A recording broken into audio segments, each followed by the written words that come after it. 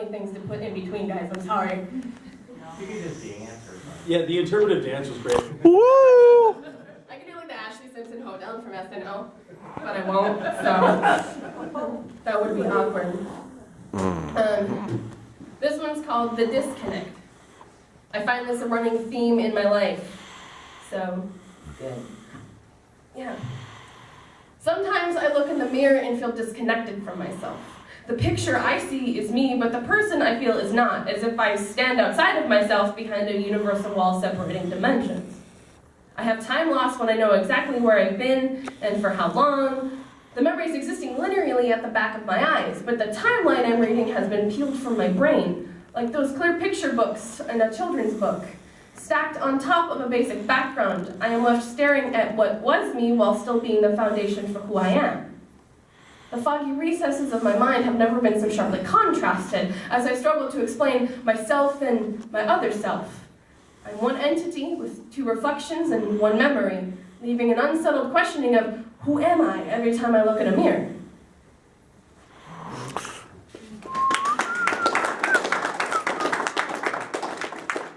I also put a lot of science in my poems.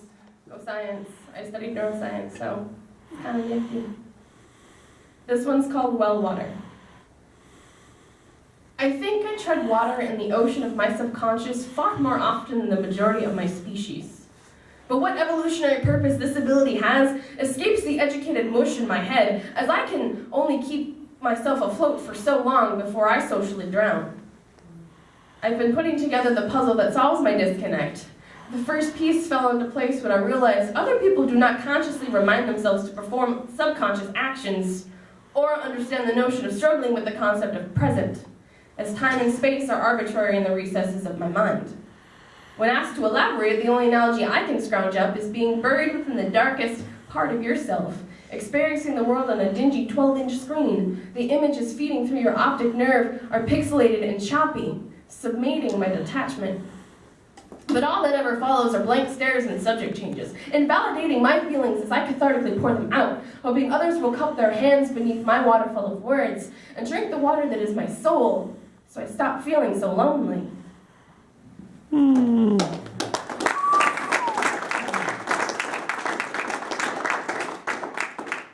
I get a big yell from everybody when I count to 3? Because I want happiness and a lot of energy. So when I count to 3, I want you all to yell, okay? 1, 2, 3. Okay, that makes me feel a little better. Okay. This one's called A Mechanical Description of My Soul. Don't laugh at me. My soul can only be described as a barrel with tubes flowing in both directions. My soul... Restart.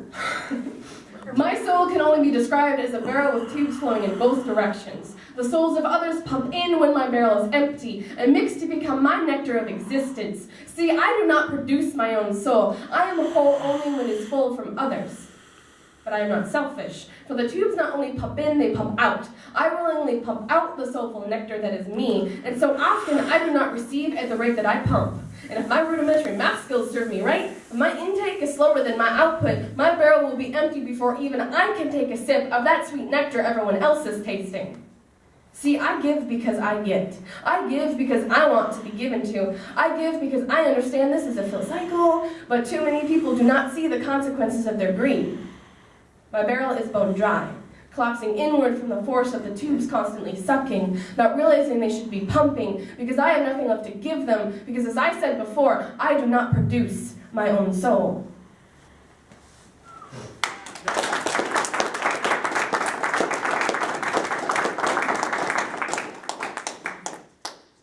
This is a tongue twister. So, hydration. It's called Neuronal Warfare. If you get lost, I apologize. I am a prime example of a synaptic failure. Misfires across incorrectly connected wires. Action potentials carrying societally significant messages line up in sync and charge in a blink. Casualties are inevitable, dead blockades prevent message permeation, words become a jumbled mess. What eventually vomits itself out is the after effect of a civil war fought on the basal battlegrounds of my brain, pitting brother neuron against brother neuron. Some neuronal soldiers are so neurotic they fire before directed, sending the convoluted company into frenzy, producing incomprehensible trains of thought in the verbal world. I wish I could blame my neurons, but you can't blame the soldiers, you blame the general. For blame placed on neurons places me an institution. How would I even battle other brains in opposition with such disorganized strife in my own thoughts? Maybe one day a battle will engage on the connection between thought and mouth. A battle so bloody that connection is lost amongst the spilled hemoglobin. Then the insane war waging in my head will at least be silenced to the others, so I can go on hiding the insanity which builds inside me.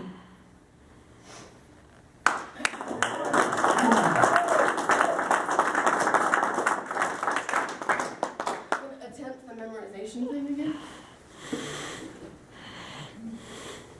That actually was the first poem I ever read at Bellingham Poetrynight, and this is the other first poem I ever read at Bellingham Poetrynight, so bring them full circle.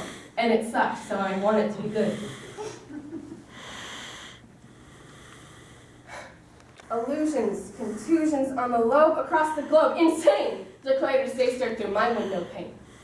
Fidget and twitch, beaten with a mental switch, words stuck on my tongue, maliciously hung in silence. What a nuisance.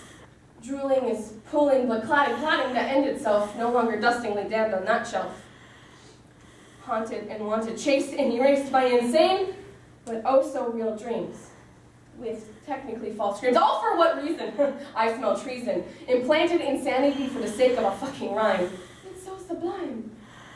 I'll show you sublime. God, this should be a crime. I'm no circus monkey, some insane mental junkie. We are just here. We are the reflection of society's mirror. If not for you, fool, there would be no insane pack mule. We carry the weight of your mental state. My insanity is your insanity. You major animal, you nasty cannibal, eating out the minds of those kind foreign to you, of you that's in skew. You blind halfwit, I have 1/3 of a functioning brain to spit. Just look in a damn mirror. When you see yourself, maybe things will become clearer. It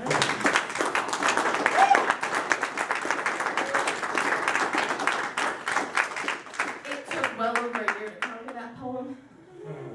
Yeah, but you did a great job. Thank you. That was literally the first thing I ever read at a poetry thing ever. Wow. It was at school, and I had it, and it was a poetry slam, right? Because I'm like, oh, I'm a poet, I'm going to slam. And I'm like, it was bad. It was really, so I killed that poem. I conquered that piece of thing. Yeah. I also write a lot about society, aside from, mental illness and struggle. My next batch of stuff is really about how I see politics and how I see the world function, and Ishmael is a really great inspiration for that as well. So, this one's called Orphan. The world doesn't hold me like it used to, wrap its arms hand to elbow, and cradle me like the earth child I am. Mother Nature let my cradle fall because she has too many children to keep rocking who won't be soothed. I keep begging them from my dark, lonely corner that we've sucked our mother dry. With no thanks in return, we ask for more. I cry out for companionship, for one of my siblings that feels the way that I do, so I stop feeling so isolated, like an abandoned orphan. But I only hear silence. So I reach out with little girl tears streaming down my face upward, hoping my mother waits from her postpartum after giving birth to her lecherous human children to give me warmth again, to bestow strength and character. Mother never lived long enough to bestow anything to me. I live in my stepmother's world now, left with only the stories of how great my mother once was to her children, envious of my siblings before me.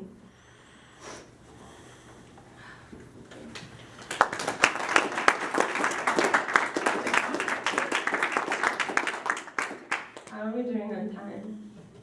Excellent. Looking good. Okay. I Sounded forgot. pretty good too. To watch. This one is fun. I think it's fun. I like paranormal things. That's why I wish Boris was here, because he heard this and he liked it. This is called Planet Murica, and my best friend and I had a really awesome conversation about breakaway civilizations. So this is what happened.